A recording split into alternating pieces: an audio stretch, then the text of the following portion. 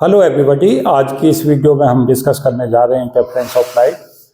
तो इसमें जानेंगे इंटरफेरेंस ऑफ लाइट कैसा होता है, क्या होता है इंटरफेरेंस, और कुछ महत्वपूर्ण रिजल्ट्स जो है वो डिस्कस करेंगे।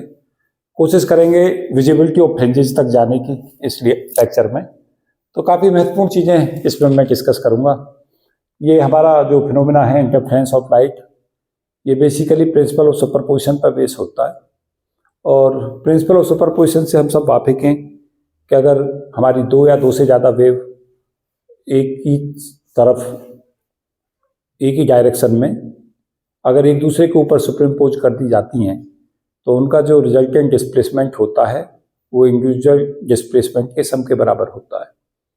y = y1 + y2 + y3 + so on, जहाँ y क्या होगा, y होगा हमारा net displacement of all the waves. y1 पहली वेव का डिस्प्लेसमेंट, y2 दूसरी वेव का डिस्प्लेसमेंट। तो ये प्रिंसिपल ऑफ सुपरपोजिशन पर बेसिकली बेस होता है। y = y1 + y2, यहाँ दो वेव लेके चल रहे होते हैं हम, जहाँ y1 पहली वेव का डिस्प्लेसमेंट और y2 दूसरी वेव का डिस्प्लेसमेंट। तो प्रिंसिपल ऑफ सुपरपोजिशन जो होता है हमारा, वो लेजर वेव जो वेव्स होती हैं वो प्रिंसिपल ऑफ सुपरपोजिशन का पालन नहीं करती। बेसिकली जो हमारा सुपरपोजिशन प्रिंसिपल है वही इंश्योर करता है कि अगर कोई हमारा आदमी पियानो बजाता है, ऑर्केस्ट्रा का कोई केस देख रहा होता है, या हमारी कहीं पे कोई गैदरिंग हो रही है उसमें अलग अलग आवाज़ों का रिकॉग्निशन होता है, वो किसकी वजह से पॉसिबल हो पाता है? प्रिंसिपल ऑफ सुपरपोजिशन से। क्योंकि एक का जो करैक्टरिस्टिक्स होता है, इंडिविजुअल करैक्टरिस्टिक्स, जब कई सारी वेव निकल रही होती हैं, वेव फॉर्म्स निकल रहे होते हैं, वेव फ्रंट्स निकल रहे होते हैं, तो वो एक दूसरे के करैक्टरिस्टिक्स को डिस्ट्रॉय नहीं करते। जैसे हम क्या देख रहे होते हैं, बहुत सारे जो चैनल्स हैं उनकी अपनी अपनी फ्रीक्वेंसीज हैं, उन्होंने अपनी अपनी फ्रीक्वेंसी जो है स्टैंडर्ड फ्रीक्वेंसी उन्हें दी गई हुई होती हैं, उन फ्रीक्वेंसी पर ट्रांसमिशन होता है वेव का। तो वेव्स जब आती हैं तो वो वेव एक दूसरे की, जो चैनलों की वेव्स है वो एक दूसरे की वेव्स को ख़त्म नहीं करते, बल्कि वो एज सच अपने अपने कैरेक्टरिस्टिक्स को बचाए रखते हैं। तो प्रिंसिपल ऑफ सुपरपोजिशन जो है वो हमारे दैनिक लाइफ का एक इंटीग्रल पार्ट है, उसी पे ये हमारा फिनोमिना बेस है। इसमें एक हमने डायग्राम बना लिया है, ये सोर्स है, सोर्स से लाइट आएगी। जनरली हम जो सोर्स यूज कर रहे होते हैं वो monochromatic source of light use करते हैं। Monochromatic source of light, monochromatic source of light वो होता है जिसमें क्या हो, एक पर्टिकुलर वेवलेंथ की फ्रीक्वेंसी इमिट होती हो, केवल सिंगल। जैसे हमारा सोडियम सोर्स होता है, उसमें हम देखेंगे 5893 एंगस्ट्रॉम की वेवलेंथ जो है वो इमिट होती है। तो यहाँ से सोर्स से लाइट चलती है, यहाँ से लाइट होती है तो S1 और S2, ये S से लाइट रेज S1 पर पहुँचती है और S2 पर पहुँचती है। ये जो सोर्स है, ये स्लिट जो हैं वो हमारे नेक्स्ट सोर्स ऑफ डिस्टर्बेंस हो जाते हैं लाइट का, और यहाँ से लाइट रेज पहुँचती है पॉइंट P डैश पे, और यहाँ से S2 से लाइट पहुँचती है P डैश पे। और यहाँ से जब हम ऊपर जाते हैं, स्क्रीन लगी होती है, इस स्क्रीन से जब ऊपर जाते हैं तो हमें अल्टरनेट मैक्सिमा मिनिमा के पॉइंट मिलते हैं। एक बार मैक्सिमा, एक बार मिनिमा, फिर मैक्सिमा, फिर मिनिमा। और basically non uniform distribution of intensity हो जाता है। कुछ पॉइंटों पर इंटेंसिटी ज़्यादा हो जाती है, मैक्सिमाइज हो जाती है, कुछ पर इंटेंसिटी कम हो जाती है। जिन पर इंटेंसिटी कम हो जाती है उन पॉइंटों को हम नोडल पॉइंट्स कहते हैं, और जिन पर इंटेंसिटी मैक्सिमम हो जाती है उन पॉइंटों को हम एंटी नोडल पॉइंट्स कहते हैं। वेव का, एक वेव का क्रस्ट दूसरी वेव के जब क्रस्ट पर पड़ता है तो हमारी इंटेंसिटी जुड़ जाती है और ज़्यादा इंटेंसिटी मिलती है, उनको हम बोलते हैं कंस्ट्रक्टिव इंटरफेरेंस के पॉइंट्स। और जब हमारी एक वेव का क्रस्ट दूसरी वेव के क्लॉ पर पड़ता है तो हमारा इंटेंसिटी घट जाती है और तब हमारा डिस्ट्रक्टिव इंटरफेरेंस होता है। तो दो तरीका का इंटरफेरेंस हमारा होता है, कंस्ट्रक्टिव इंटरफेरेंस और डिस्ट्रक्टिव इंटरफेरेंस।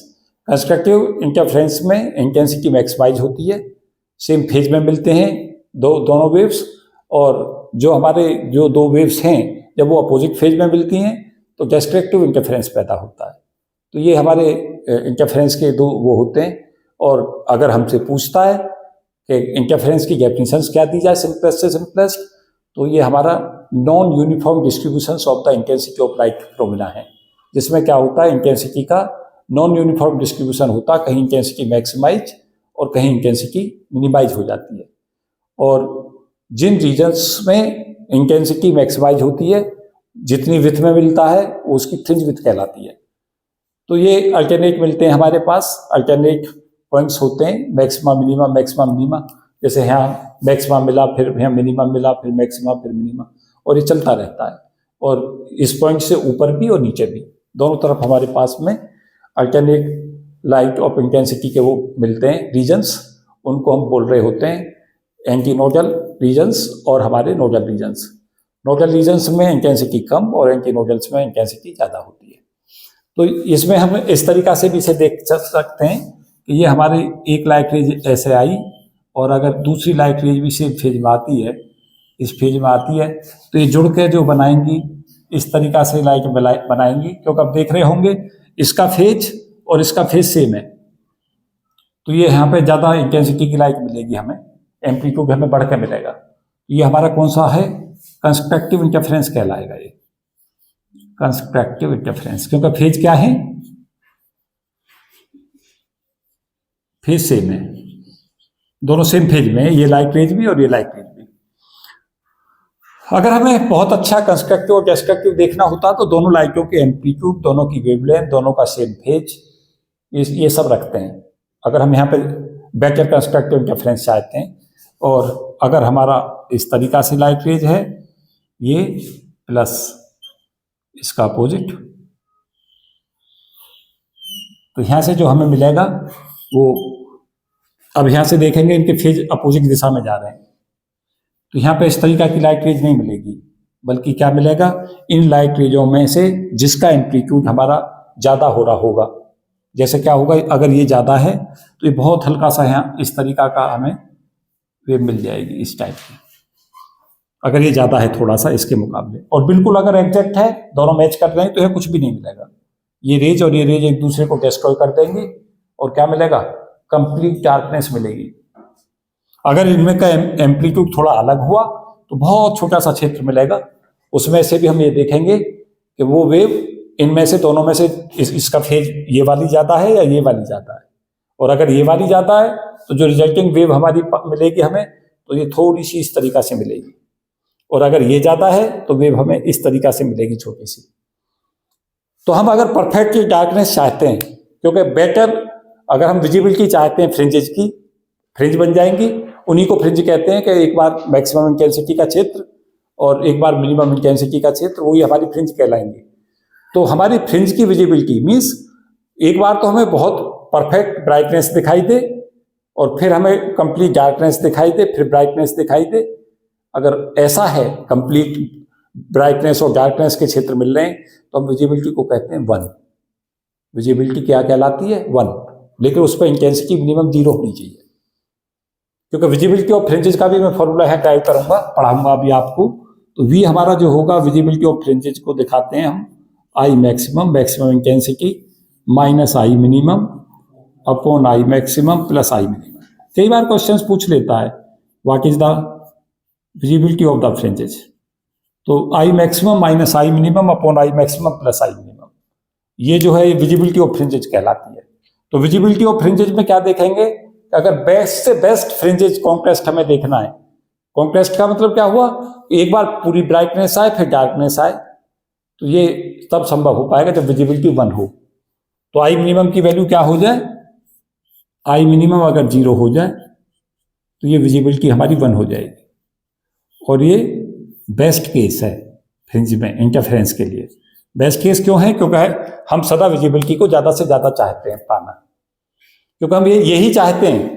लेकिन विजिबिलिटी 1 करना इसलिए पॉसिबल नहीं हो पाता कि दो सेम तरीका की, सेम बिल्कुल नेचर की जो वेव्स हैं, और अब बिल्कुल जस्ट अपोजिट फेज में कर पाना बहुत मुश्किल होता है। इसलिए कंप्लीट हमारी जो विजिबिलिटी है वो 1 नहीं पहुंच पाती। लेकिन हमारे पास में अगर विजिबिलिटी ऑफ फ्रिंजेस में अगर 0.6, 0.7, 0.8, 0.9 अगर इस ऑर्डर की विजिबिलिटी है, तो इनमें से हमारे लिए सबसे बेटर ये होंगी। विजिबिलिटी को हम सदा चाहेंगे कि 1 की तरफ हो जाए। तो अगर विजिबिलिटी के हमारे डिफरेंट केसेज हमें मिल रहे हैं और चाहें कि हम इंटरफेरेंस के लिए किसको प्रीफर करें, तो जहां विजिबिलिटी ज़्यादा हो, और विजिबिलिटी कभी भी 1 से ज़्यादा नहीं होगी। मैक्सिमम कितनी हो सकती है? 1। और वर्स्ट क्या होगा? वर्स्ट केस किस कब कहेंगे? जब मैक्सिमा और मिनिमा के बीच में कोई अंतर ही ना हो, जिससे हमारी फ्रिंज अलग अलग पहचान ही ना हो। तो वर्स्ट केसेज में क्या होगा? आई मैक्सिमम और आई मिनिमम इक्वल हो जाएंगे, अप्रोच करेंगे इक्वल की तरफ, और विजिबिलिटी 0 की तरफ जाएगी। इसका मतलब क्या हुआ कि हम डार्क रीजन और ब्राइट रीजन को अलग अलग डिस्टिंग्विश नहीं कर सकते। तो विजिबिलिटी हमारी 0 से और 1 के बीच ही होती है। किस किस के बीच होती है विजिबिलिटी? 0 और 1 के बीच में। लेकिन कभी भी 0 भी नहीं होती, क्योंकि ऐसा भी नहीं हो पाता कि ऐसा ना हो कि ब्राइट और डार्कनेस मिले और इंटरफेरेंस हो रहा हो, और ऐसा भी नहीं होता कि हमारे पास कंप्लीटली डार्कनेस मिल जाए और हमारे पास में कंप्लीट ब्राइटनेस मिल जाए।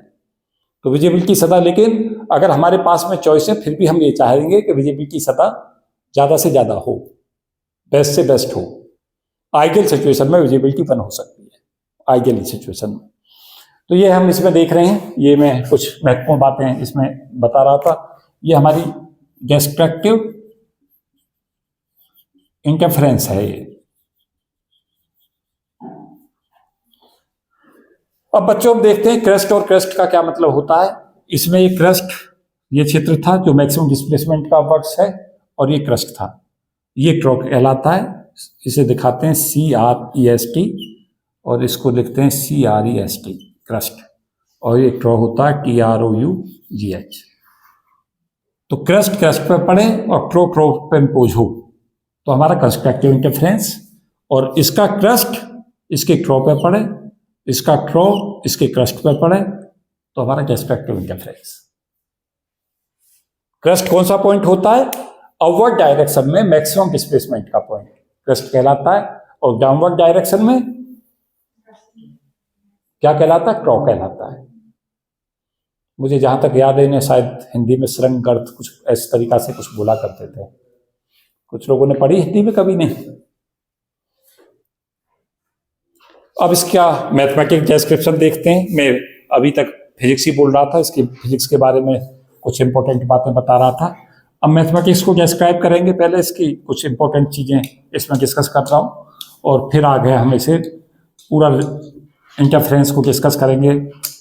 महत्वपूर्ण रिजल्ट्स हैं इसके, सब डिस्कस करेंगे, जिससे क्या हो कि नेट के सिलेबस में मेंशन है टॉपिक इंटरफेरेंस, वो आपका पूरा कवर हो जाए। तो इसमें ये जो वेव है, ये यहाँ हमारे यहाँ से लेकर यहाँ तक की डिस्टेंस और यहाँ से यहाँ तक की डिस्टेंस, इन्हें सेम रखा जाता है, जिससे यहाँ पे पाथ डिफरेंस जो है, जब ये पाथ डिफरेंस नहीं होगा, दोनों के सेम पाथ पे चलेंगे, तो पाथ डिफरेंस कहाँ से जनरेट होगा?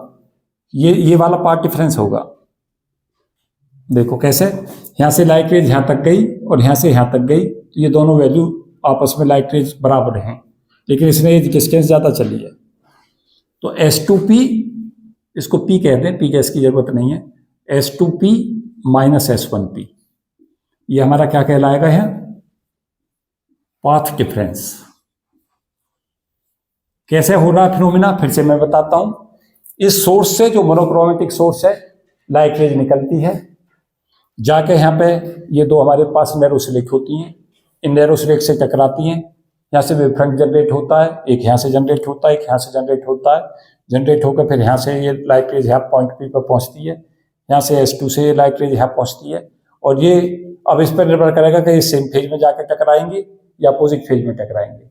अगर सेम फेज में टकराती हैं तो मैक्सिमम ब्राइटनेस मिलेगी हमें, और वो कंस्ट्रक्टिव इंटरफेरेंस हो जाएगा। अगर ये अपोजिट फेज में टकराती हैं वेव, तो हमारा क्या मिलेगा? डिस्ट्रक्टिव इंटरफेरेंस होगा और हमें डार्कनेस मिलेगी। और नॉन यूनिफॉर्म डिस्ट्रीब्यूशन यहाँ पर इंटेंसिटी का हम क्यों कह रहे हैं? क्योंकि इंटेंसिटी जो है क्या है? Number of photons falling per unit area per unit time intensity होती है।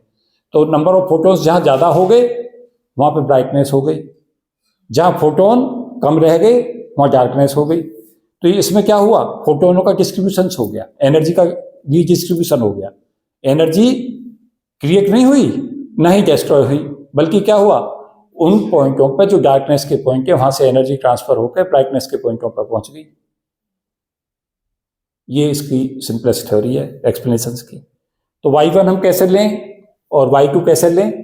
तो इनके एम्पलीट्यूड मान लें, जो हमारी ये वेव जो है, इसका y1 मान लें डिस्प्लेसमेंट, इसका y2 मान लें, इन दोनों का रिजल्टेंट पाई यहाँ पे है, y1 की वैल्यू ले लें a1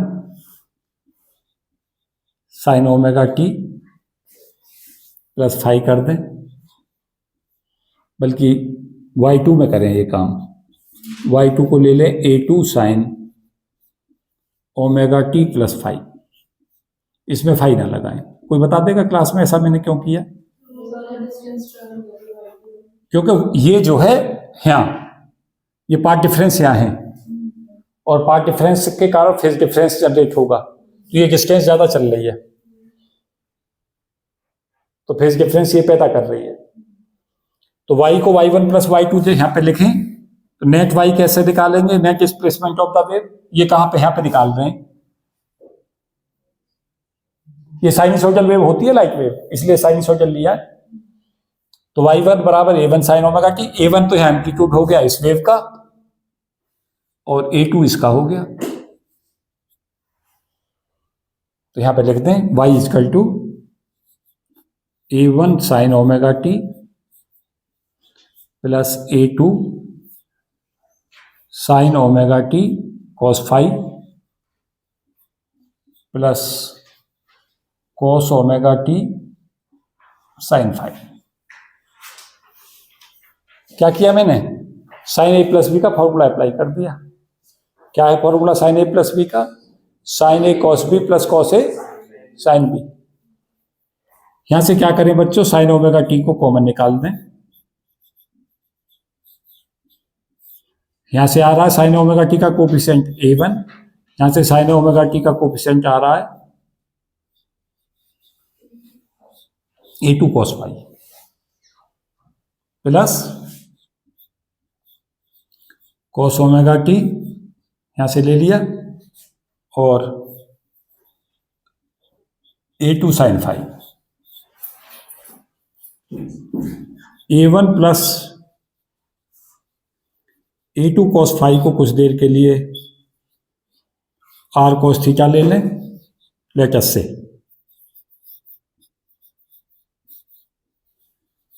और a2 साइन फाई को r साइन थीटा ले लें। a1 plus a2 cos phi को r कॉस थीटा और a2 साइन फाई को r साइन थीटा ले लें, तो यहां से ये रिजल्ट हमारा किस में कन्वर्ट हो जाएगा, साइन ओमेगा टी और ये r कॉस थीटा हो गया plus cos omega T r sine theta, r common निकाल दें, ये फॉर्मूला बन जाएगा बच्चों r sign omega t plus theta. तो रिजल्टेंट वेव जो यहां पे आई उसका एम्पलीट्यूड r हो गया और फेज ये इसका थीटा हो गया।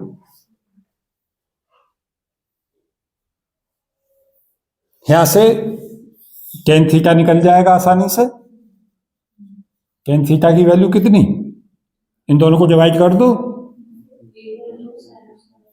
a2 sine phi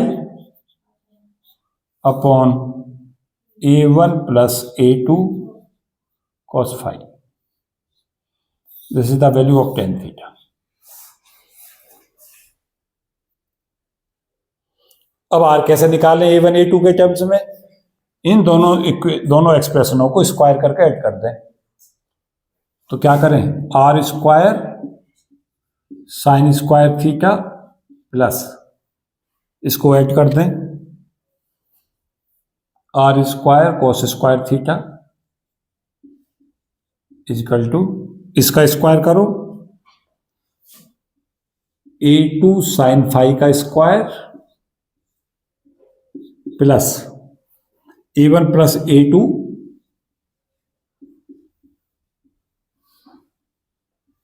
cos phi का स्क्वायर।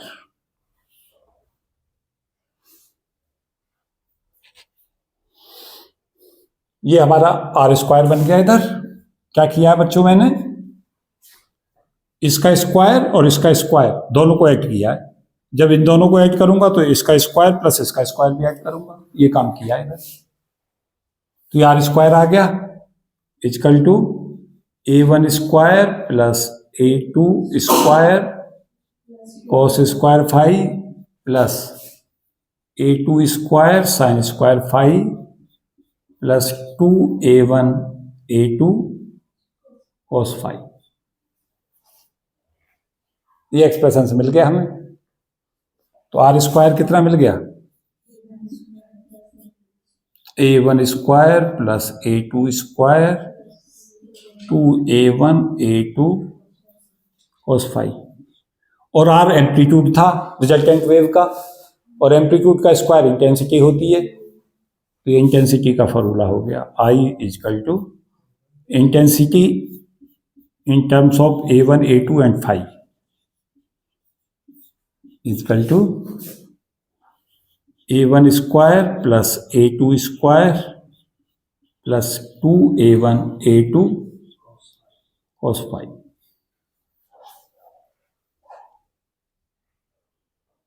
अब क्या करें, आई मैक्सिमम निकाल लें, आई मिनिमम निकाल लें। इस फॉर्मूले को सदा रिमेंबर भी रखें।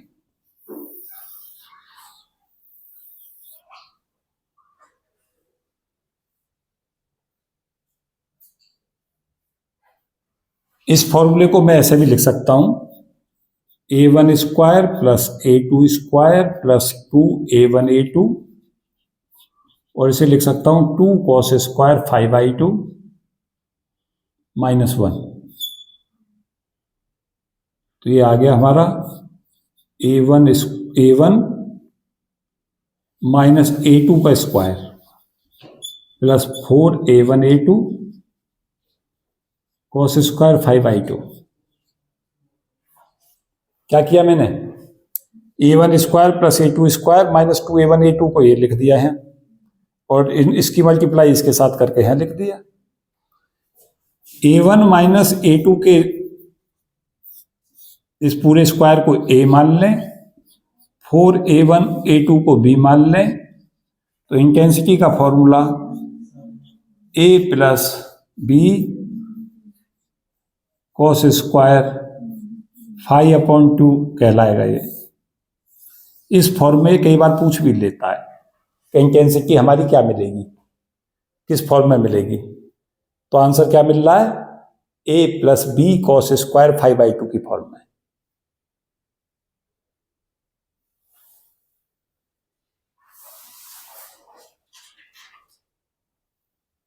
कोई दिक्कत हुई?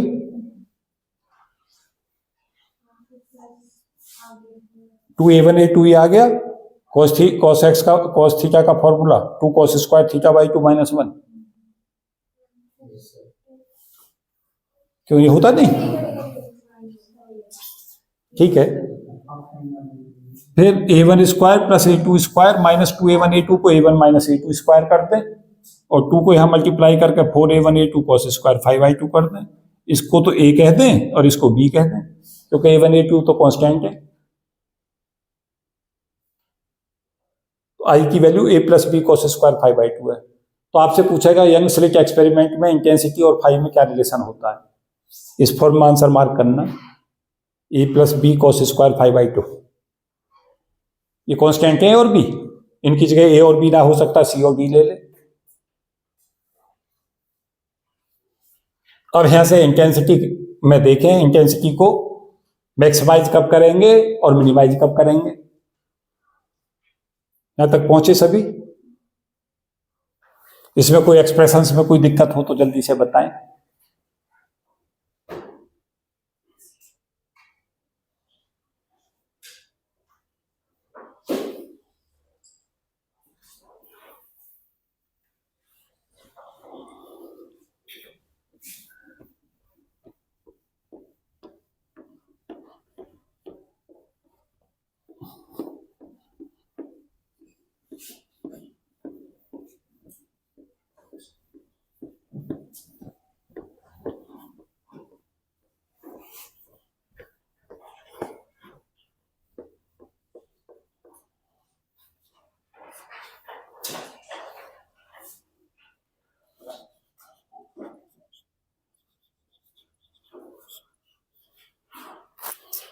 तो यहाँ आई मैक्सिमम देखें, आई मैक्सिमम कैसे निकालें? आई मैक्सिमम कब होगा, मैक्सिमम इंटेंसिटी कब मिलेगी? जब इस फाई की वैल्यू 2n पाई होगी। फाई बराबर इफ फाई बराबर 2n पाई, क्योंकि cos 2n पाई क्या होता है सदा? 1 होता है। cos फाई कितना बन जाएगा? +1। तो आई मैक्सिमम कितना मिल गया? अभी कंडीशंस लगा रहे हो, a1 square plus a2 square plus 2a1 a2 cos phi 1 हो गया, तो ये बन गया हमारा कितना? a1 प्लस a2 का whole square.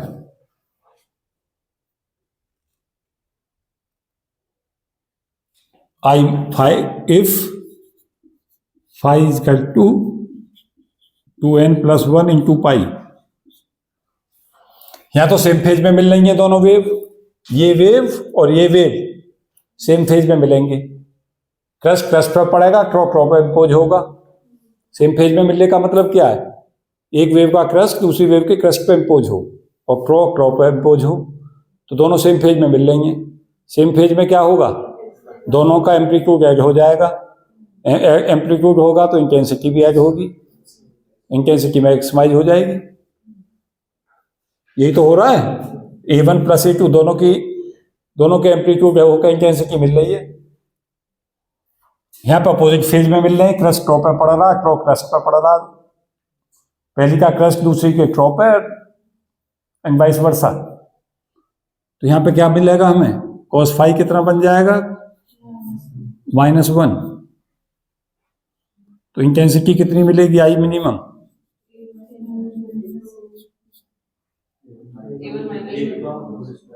a1 square plus 2a2 square minus 2a1 a2। आपके यहां पे क्या कर दोगे? -1, a1 माइनस a2 का स्क्वायर हो जाएगा। तो इसको क्या लिख दोगे? Equal to a1 minus a2 का square.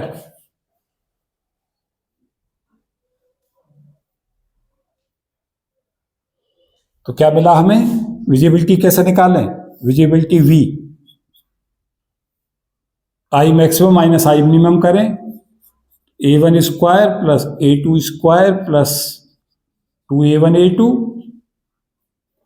Plus a1 square plus a2 square minus 2a1 a2। ये तो माइनस के हो गए ये वाली टर्म, और प्लस में कर दो भी a1 square plus a2 square plus 2a1 a2 plus a1 square plus a2 square plus minus हो गए हैं।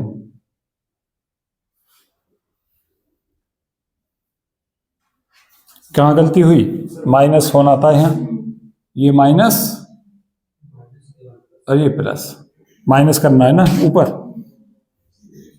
ये तो इससे कटा, ये इससे कटा, इक्वल टू कितना बन गया? 4a1 a2। यहाँ ये दोनों कैंसिल हुए, 2a1 square plus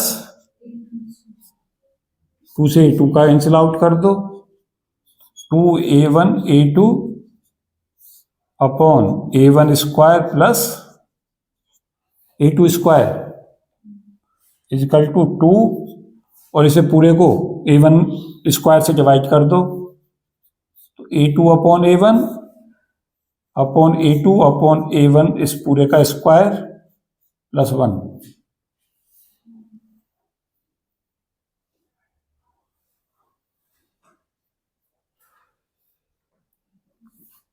a2 upon a1 को कुछ देर के लिए लिख दो बराबर रूट अल्फा। दोनों की इंटेंसिटी का रेशो ये हमारा हो जाएगा। इंटेंसिटी किस पर निर्भर करती है? बराबर रूट I2 अपॉन I1। दोनों इंटेंसिटी की रेशो I2 अपॉन I1 की रेशो है अल्फा। I2 को लिखोगे E2 स्क्वायर, I1 को लिखोगे A1 स्क्वायर, दोनों कैंसिल आउट कर देंगे तो ये आ जाएगा। ये फॉर्मूला किस में कन्वर्ट हो जाएगा? 2 root alpha upon alpha plus 1। बहुत बार इस फॉर्म में पूछता है इस क्वेश्चन को, जहां अल्फा क्या है? दोनों की इंटेंसिटी का रेशो I2 अपॉन I1।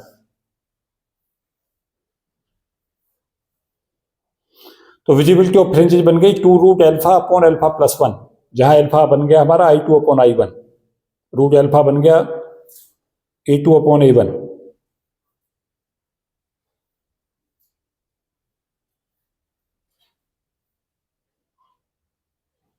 चार से 5 क्वेश्चन जो यहां से पूछे जाते हैं, वो एक तो यही फॉर्मूला पूछ लिया जाता है, इंपॉर्टेंट फॉर्मूला था। एक इंटेंसिटी का दिस एक्सप्रेशंस, किसी पर्टिकुलर फेज पे इंटेंसिटी पूछ लेगा, ये इंपॉर्टेंट है।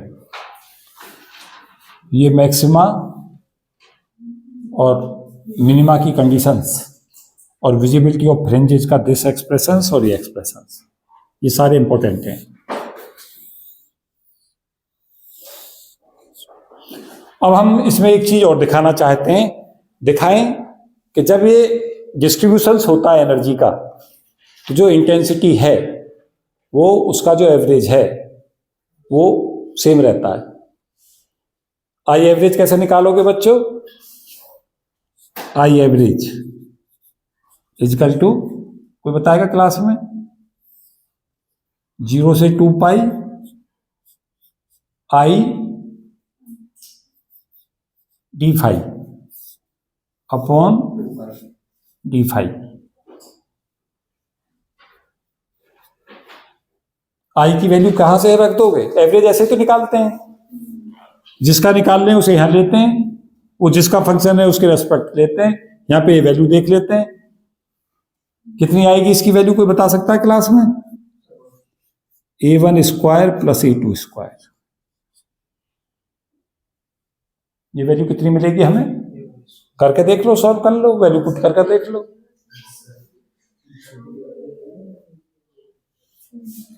देखो ये वैल्यू तो 0 दे देगा, cos फाई d5 0 से 2 पाई 0 होगा। यहां से आ जाएगी A1 square 2 pi plus A2 square 2 पाई, या नीचे से 2 पाई आएगा, 2 पाई से कैंसिल हो जाएगा। तो ये वैल्यू कितनी आई? A1 square plus A2 square. ये किसकी इंटेंसिटी थी? पहली वेव की, इसकी। और ये किसकी थी? अब तुम समझ नहीं पाए बात को, क्या सीखे? एवरेज तौर पे इंटेंसिटी दोनों के सम के बराबर है, लेकिन I maximum A1 plus A2 का स्क्वायर है। इसमें I1 प्लस I2, देखो यहां पे जब इसको लिखोगे, यहां पे देखो ये लिख रहे हो, तो I1 plus I2 plus 2 root I1 root I2, तो इसमें कुछ ऐड होकर आ रहा है, लेकिन साथ साथ ये भी तो पता चल रहा है कि यहां घटके भी तो आ रहा है। जब यहां पर एवरेज लोगे इसका, यहां आई मैक्सिमम और आई मिनिमम का एवरेज ले लो, I maximum plus I minimum बटे 2 करो, वो भी आई एवरेज है। एवरेज इंटेंसिटी यही तो होगी, और इन दोनों का सम किया तो हमने कितना मिलेगा ये? और यहां से भी आई एवरेज सेम आ रहा है। क्या सीखा यहां से? कि औसत तौर से जो इंटेंसिटी है उनमें कुछ इजाफा नहीं हुआ, बल्कि क्या हुआ? डिस्ट्रीब्यूट हो गई। मैक्सिमम इंटेंसिटी पे ज्यादा फोटॉन्स पहुंच गए, और जो मिनिमम इंटेंसिटी के पॉइंट है वहां पे कम हो गए, तो एनर्जी का क्या हो गया? रीडिस्ट्रीब्यूशन हो गया। तो इस फिनोमेना में क्या होता है? एनर्जी रीडिस्ट्रीब्यूट हो जाती है। जो हमारी डार्कनेस के पॉइंट है वहां से एनर्जी कहाँ पहुंच जाती है? ब्राइटनेस के पॉइंटों पर पहुंच जाती है, कंस्ट्रक्टिव इंटरफेरेंस के पॉइंटों पर। एनर्जी का जो सम है वो चेंज नहीं होता। क्लियर हो गई बात? तो ये इसमें इंपॉर्टेंट चीजें थी जो मैं डिस्कस कर रहा था। तो इस वीडियो में इतना ही। Thank you and best wishes for all of you. जय हिंद।